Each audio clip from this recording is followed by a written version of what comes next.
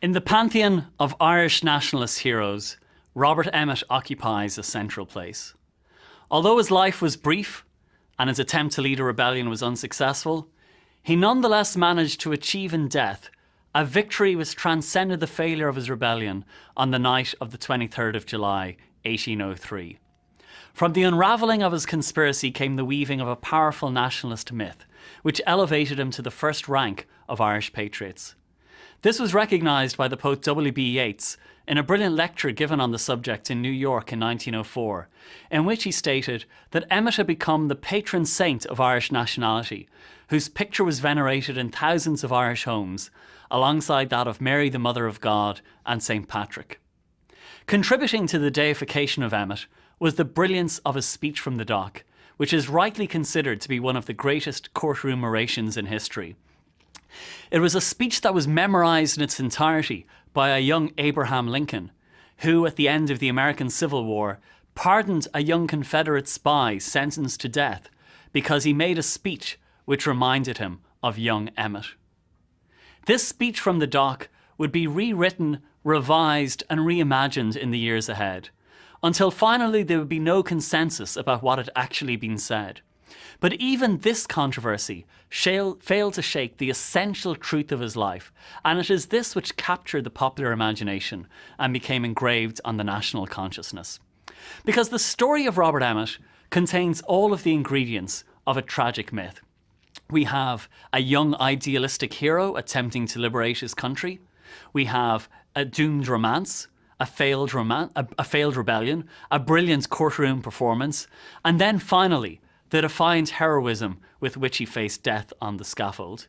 Indeed, the story of Robert Emmet contains all of the archetypes identified by the social anthropologist Joseph Campbell in his seminal study, The Hero with a Thousand Faces.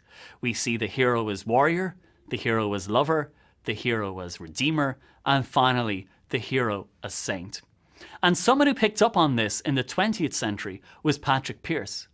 Pearse moved his school from Dublin city centre to Rathfarnham, right beside where Sarah Curran, Robert Emmet's girlfriend, had lived, because he wanted to be able to walk in the footsteps of Emmet.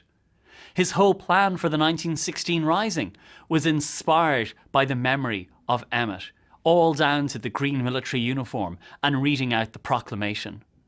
He believed that there needed to be a new rebellion in Dublin to erase the guilt of the Dublin men not rising with Emmet in 1803. And Patrick Pearse delivered two brilliant addresses on Robert Emmet in 1913, where he made this clear. He said that despite the apparent failure of his rebellion, Emmet had in fact won a victory greater than that of Owen Roe at Benburb or even Brian Boru at Clontarf, for it was the memory of a sacrifice Christ-like in its perfection. And he went on to say that Emmet had died for all of us, for our sins, dying as Christ had died.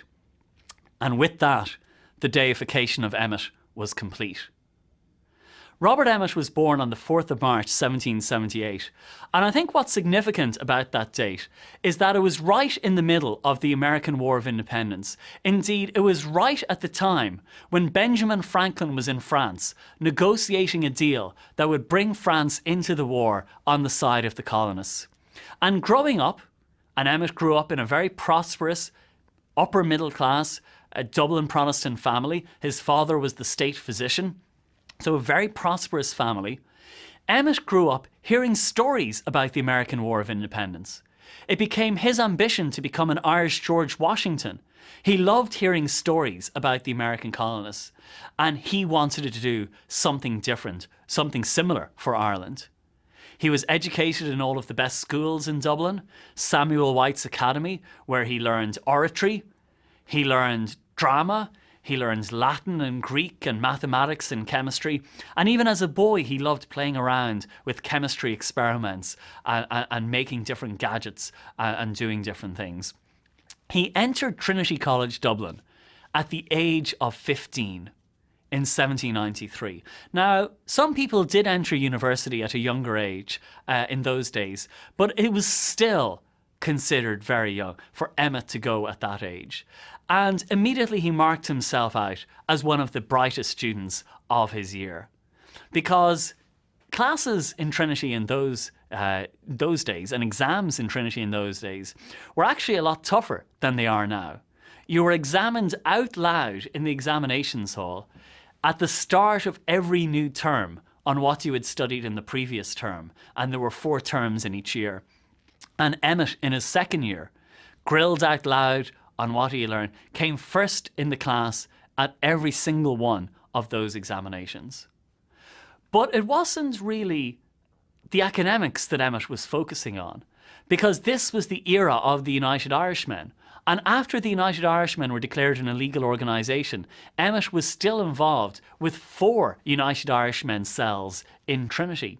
And he was involved in recruiting members to this organisation. Now, that was a crime punishable by death if he was found recruiting people to that organisation and administering the oath. And his brother, Thomas Addis Emmet, was older than him, was one of the best friends of Theobald Wolfetone. He was a key figure in the United Irishmen. In fact, he was one of the leaders who was arrested on that raid on the 12th of March, 1798. Emmet also distinguished himself in Trinity as an orator, as a debater, as a member of the College Historical Society. And this tie that I'm wearing is actually the tie of that debating society. This was a debating society that went back to 1770, but also traced its origins further back to Edmund Burke when he was a student there.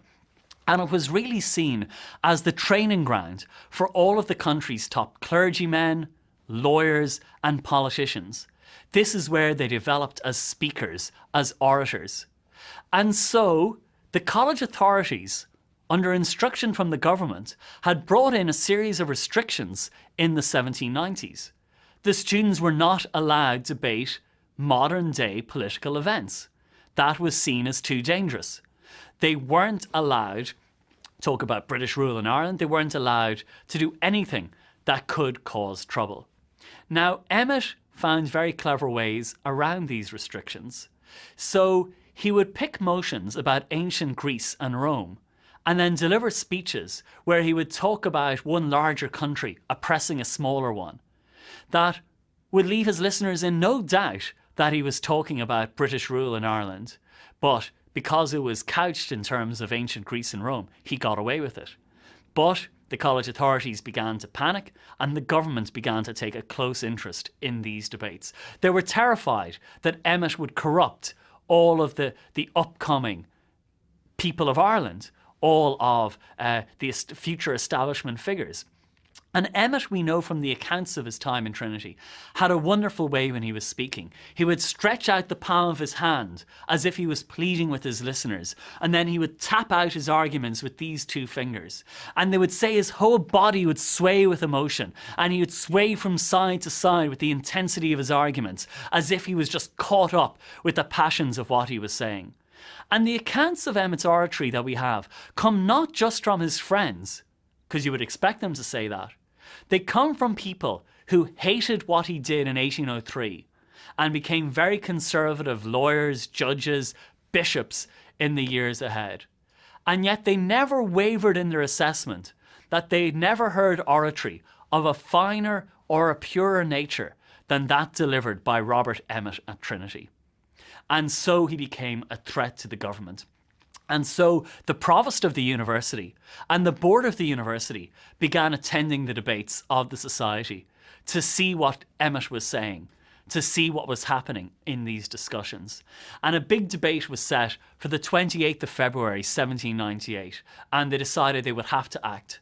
And so they invited back a graduate of the university, a successful lawyer called Geraghty, specifically for the purpose of taking on Emmet and challenging him and putting him in his place. And so that debate on the final day of February 1798, with the country almost on the brink of open rebellion, was one of the biggest debates in Trinity's history. Everyone packed into the chamber to see whether Emmet, the champion of the radical side, would be able to beat Geraghty, the champion of the establishment. And Emmet spoke first and delivered a brilliant speech, again tapping out his arguments with these fingers. And Geraghty was invited to respond. But instead of attacking Emmet's arguments, he decided to make it personal. And he began to mock Emmet and jeer him and tease him. So Emmet was invited to respond, and he got up to deliver his second speech of the evening. And he began well, and he began making these good points. But Geraghty did something then that Emmet had never encountered before, a new tactic. He began to jeer him from the benches. He began to heckle him. He began to do everything that he could to try and throw Emmet off balance. Now, Emmet was not used to these tactics. He had never encountered them before. And for the first time in his life, he was beaten. He forgot what he was trying to say. He began stumbling over his words. And finally, he stopped. And there was silence. And after 2 minutes, Emmet just apologised and sat down. And Thomas Moore, Emmet's great childhood friend, who would later immortalise him in verse, said that it left all of those on the radical side embarrassed to see their chief champion humiliated like that. And that was to be the end of Robert Emmet in Trinity, because the college authorities moved to expel him and other troublemakers a few months later, even though he had finished all his exams and was just waiting to graduate. But I think what's really significant about that is that that was Emmet's last public speech until his speech from the dock 5 years later. And what you see from that is that Emmet had learned from his mistakes. He had learned from his humiliation at the hands of Geraghty. So when 5 years later the judge Lord Norbury was to try the exact same tactics and was to interrupt Emmet and jeer him and heckle him and do everything that he could to try and throw him off balance, this time Emmet was prepared for these tactics, and this time Emmet was able to stand up for himself and defend his character and the rebellion. So when the judge turned to him and he said, "Mr. Emmet, you should be ashamed of yourself. Your father was a great man. He was the state physician. It's a good job your father is dead, because if he was alive, he would be ashamed at what you have done." And Emmet was able to say, "No, you're wrong. It was my father who taught me to love the principles of liberty. It was my father who taught me as a young boy at the breakfast table to love the cause of freedom. I know that if my father is looking down at me from heaven, he would be proud at what I have done." And according to one tradition, the judge was so moved by this that at the end he broke down in tears. So Emmet learned from his experience in that last day in February when he was humiliated at the College Historical Society. But he never got to graduate. The board carried out an investigation into sedition in the college, and 19 students, Catholics as well as Protestants, because of course Catholics were allowed to enter Trinity from 1793 and have been from 1793, they were expelled. Emmet asked to have his name struck off the list so he could withdraw rather than being expelled. But the Lord Chancellor, Lord Clare, refused. He said he wanted the pleasure of expelling young Emmet himself. And so Emmet was expelled. And that cut off all the professions for him. It cut off the legal career because he was also studying at the King's Inns to become a lawyer. It cut off medical careers. It cut off everything. But Emmet didn't really care because he knew a rebellion was about to break out, and he thought that that rebellion would win Irish freedom. Now, as we know, the 1798 rebellion was crushed. Emmet didn't see any fighting, but he did act as a kind of a confidential messenger and courier around Dublin during the rebellion. And afterwards, because most of the United Irishmen leaders were either dead, like Wolfe Tone, or in prison, like Thomas Addis Emmet, his older brother, and Thomas Russell, Emmet found himself at the age of 20 being one of the senior members of the United Irishmen. And he was asked to compile a report about what had gone wrong in 1798. And that became the benchmark, that became the model for any future rebellion. Emmet also watched as the Act of Union was passed in 1800. And according to an Emmet family tradition, he attended the debates from the gallery of the House of Commons. And as he saw the Union pass, which abolished the Irish Parliament forever, he made a vow that one day he would overturn that settlement.